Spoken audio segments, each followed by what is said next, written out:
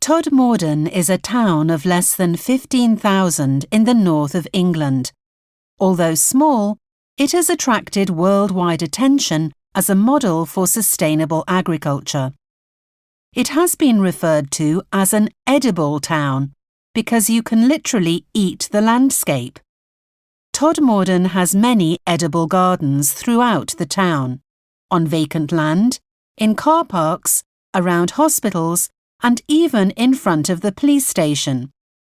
Fruits and vegetables are grown and used by the residents. Incredible Edibles started in 2008. A local resident named Pam Warhurst and two of her friends were talking around the kitchen table. The population of the town was declining, so they were discussing ways to stimulate the economy and bring people together. They thought that food would be a good way to do this. They shared their ideas at a public meeting and started planting edible plants around the town. From there, Incredible Edibles spread, and edible plants could soon be found everywhere. This food is for everyone. Even tourists visiting Todmorden can eat from these plants. To enhance people's enjoyment, Incredible Edible created a walking tour of the town called the Incredible Edible Green Route. Citizens have placed signs around the town to make it easy to identify the plants being grown. Incredible Edible has also influenced education and local businesses in Todmorden.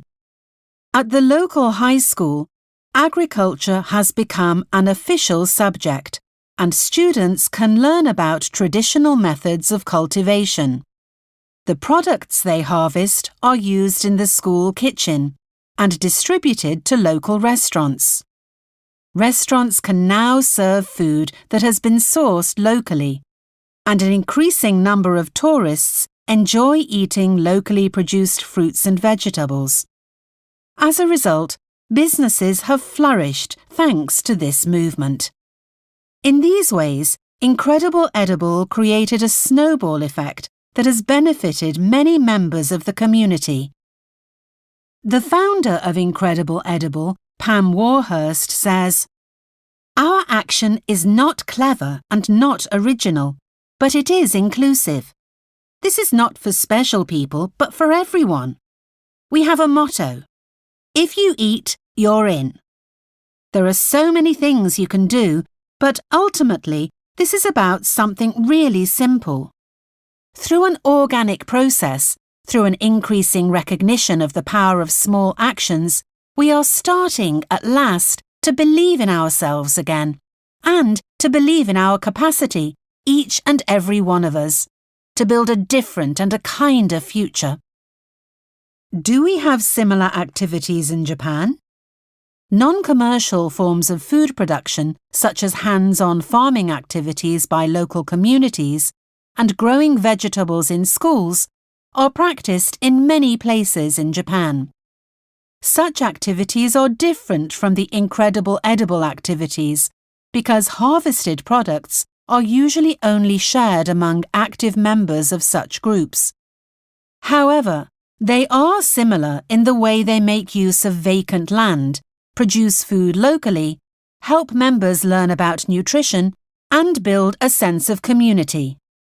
By spreading such projects, we too can make the Japanese landscape more edible. Charles Drew was born in Washington, D.C. in 1904. When Drew was 15, his sister died of tuberculosis. As he watched her condition get worse, Drew wished he could do something to help. It was then that he first thought about the possibility of becoming a doctor. There was only one problem with this idea. Drew was an African American. In those days, much of American society was segregated or separated along racial lines. Black people and white people went to different schools and could not sit together in restaurants or on buses. Only a handful of colleges would accept African American students, and medical school would be another hurdle beyond college. but Charles Drew managed to succeed in spite of all the difficulties. In high school, Drew was a strong student and an outstanding athlete. Eventually, he was offered a scholarship to go to college. At college, Drew was the most valuable player on the football team and the captain of the track team. He could probably have become a professional athlete, but he remained interested in science and medicine.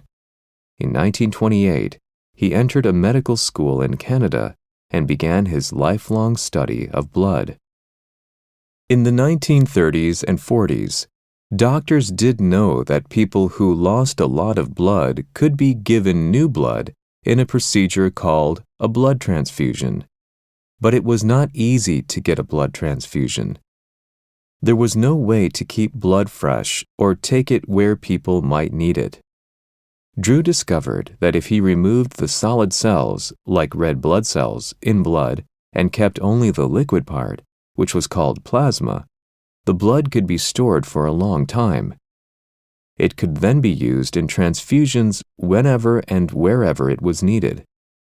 After making this discovery, Drew set up the first blood bank in New York City. When America entered World War II, many people were wounded and needed blood transfusions. Charles Drew suggested sending plasma instead of whole blood. He started collecting blood, separating the plasma, and shipping it safely to injured people. He then became the first director of the blood bank of the American Red Cross. Although his work saved thousands of lives, the Army told the Red Cross to keep blood donated by black people separate from blood donated by whites. Some white people disliked blacks so much that they did not want to get any black blood, even if it might save their lives. Charles Drew explained that this was not right. There is no such thing as black and white blood. Blood is blood. But no one listened. To make his point, Drew resigned from the Red Cross in protest. The Red Cross continued to segregate blood on racial grounds throughout World War II, but civil rights reformers eventually persuaded the organization to stop this racist practice. By using his talents to help other people, Charles Drew set an example for people of all races. He proved that it is what you achieve in life, not the color of your skin, that shows your true worth as a person. Venice, in Italy, is a city of old brick buildings built on 118 islands of various sizes. Itsukushima Shrine is a mysterious red shrine built over the blue sea in Hiroshima in an inlet on Itsukushima Island.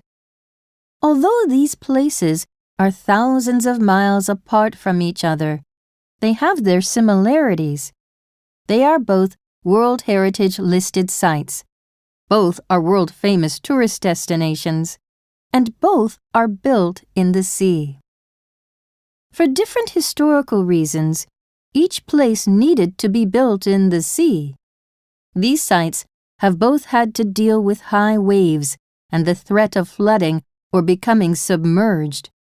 As a result, people have put great effort into utilizing human wisdom and technology to protect these important places. Venice, also known as Queen of the Adriatic, is often threatened by flood tides from the Adriatic, called acqua alta in Italian. When this happens, a large part of the city is covered with water to a height of over 1 meter. Floods have recently become ever more frequent and intense due to sinking land caused by the drawing of groundwater and rising sea levels caused by global warming. In order to avoid catastrophe, a series of 78 movable gates was installed in the sea as a barrier across the 3 entrances to the lagoon. As each gate has a width of 20 meters and a height of 29 meters, you can easily imagine how enormous this barrier is.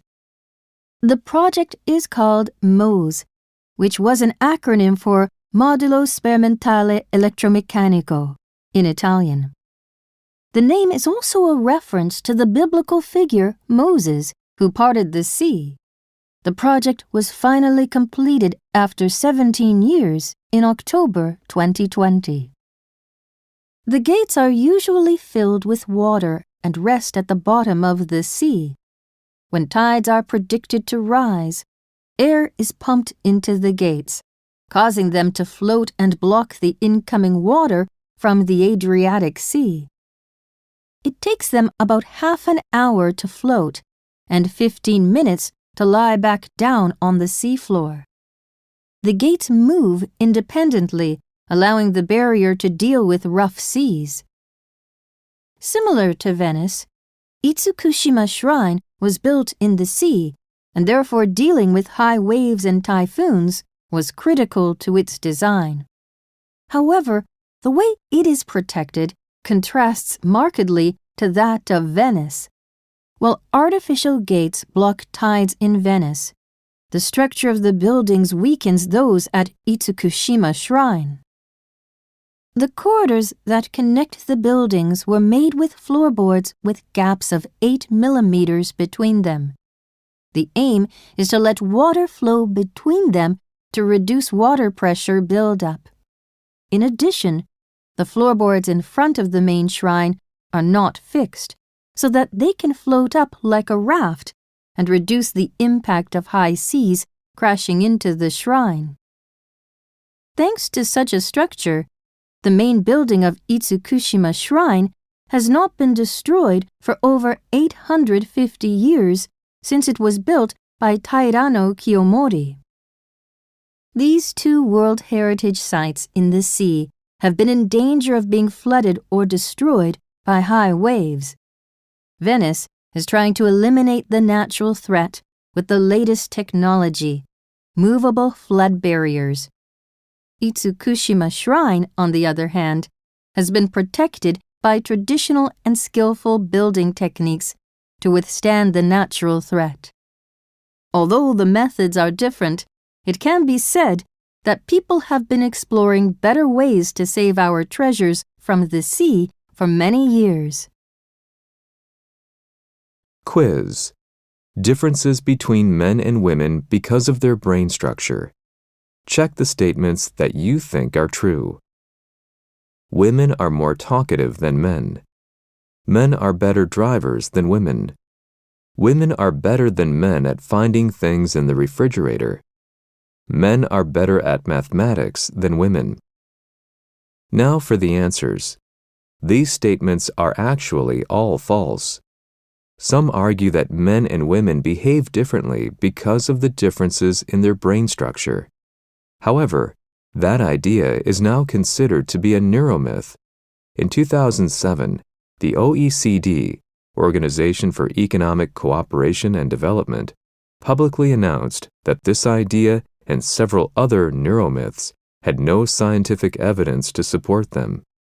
If you checked even one box, it is likely that you believe at least some of these neuromyths. There was a time when people were fascinated by these myths. Why Men Don't Listen and Women Can't Read Maps, published in 2001, was an international bestseller. In this book, as the title suggests, authors Alan and Barbara Pease explain that misunderstandings between men and women occur because men and women have different basic natures due to differences between male and female brains.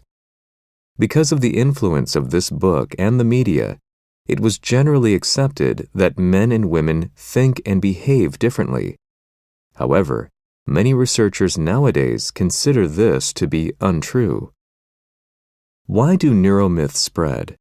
For example, why do many people believe the claim that women can't read maps? This originates from spatial reasoning test results. Spatial reasoning is said to be the biggest difference between men and women. See the figure below. If we compare the results of these tests, we see that men tend to score higher on average. However, we can also see that around 30% of women score higher than the average man. In other words, The differences between the individual results, regardless of gender, are far greater than the differences between males and females. Nonetheless, the results are overgeneralized, and the idea that women can't read maps is the prevailing belief in the general public. Why have so many myths, such as the male brain and female brain, been accepted as common knowledge? This widespread phenomenon occurs with many popular ideas that have no scientific basis, such as blood type determines personality. The reason is that it is in our nature to think, everyone believes it, so it must be true. We are inclined to trust the general consensus. Another reason is that we have biased ideas, such as, this is how a man should be, and this is how a woman should be. They might be something we have heard and been taught while growing up. Such ideas cause confirmation bias, which means we unconsciously choose information or evidence that confirms our preconceptions. We even ignore information that contradicts it. As a result, we will assume information that we want to believe is correct, such as how the brain works, even if we are not totally sure about it. Our perceptions of how men and women should be have been formed throughout the course of human history through cultural values instilled into generation after generation. As a society, we should acknowledge the existence of confirmation biases and identify any myth we believe in. This is the first step to realizing a society where everyone is equal. In recent years, the way we describe people has changed a lot. Not so long ago, many jobs had two names, depending on whether they were done by a man or a woman. These days, most of the S names have disappeared as a result of a huge social movement to make men and women equal in the workplace. We'll still often hear actress, waitress, and a few others, but it's a long time since I've heard female poets and sculptors called poetesses and sculptresses. They're just plain poets and sculptors now. On airplanes, the cabin crew are flight attendants, and in police stations we find only police officers. Sometimes we come across difficulties when we try to talk about certain groups of people. What should we call old people? The aged, the elderly, senior citizens, or something else? What should we call people who have to use a wheelchair? Handicapped, disabled, differently abled, physically challenged, or something else? What should we call people who are fat? Should we call them overweight, differently sized, plus-sized, or something else? Shops that sell clothes have real problems with this. In the U.S., people worried for years about how best to describe black people. The word Negro was felt to be offensive, as was a phrase like the blacks. Eventually, the name African American became popular, and it is still widespread now. But there's no guarantee that today's popular name will still be here in 10 years' time. Governments, employers, and other social groups sometimes try to sort out the problem by favoring one name and banning another. That's the name everyone should use, they say, and if we don't use it, we can get into trouble. We might be fined or lose our jobs if we don't use the correct names. This is why we see the phrase politically correct used so much these days. To say that a name is politically correct, or PC for short, means that it's the official name for something. It also means that this name is supposed to give no offense to the people it refers to. Political correctness was a good idea to start with, but unfortunately, people started imagining that they were offending someone when in fact they weren't. And some went out of their way to avoid using words which actually weren't offensive at all. Because they were scared they might be criticized, they invented ways of talking which were very bizarre, and people just laughed at them. It still happens today. We hear comedians joking about people with false teeth being dentally challenged, for example. Many people think that the PC movement has gone too far in making us sensitive to words that are in fact quite innocent. When the word black, meaning a person with black skin, was first thought to be insulting, many stories came out of the US about people who tried to avoid using it in any circumstance. They were scared of asking for a black coffee, so they asked for coffee without milk instead. Teachers were scared to talk about blackboards. Every now and then, we read about such things in the papers. The proposals often cause a quarrel because many people think they're ridiculous. And now I get greetings cards at Christmas which say Happy Holidays, not Happy Christmas. I imagine the senders chose them because they were worried I might be offended if I received a card celebrating a Christian festival. That's a real shame. I know people who belong to all sorts of religions, Christians, Hindus, Jews, Muslims, and who send each other greetings cards when the time comes to celebrate their different festivals. They delight in the diversity. I know people with no religious background at all who are just as delighted to send or receive a card around the time of a festival. That's how it should be, to my mind. I hope the day never comes when all cards say only Happy Holidays. Whether that happens or not won't be up to me.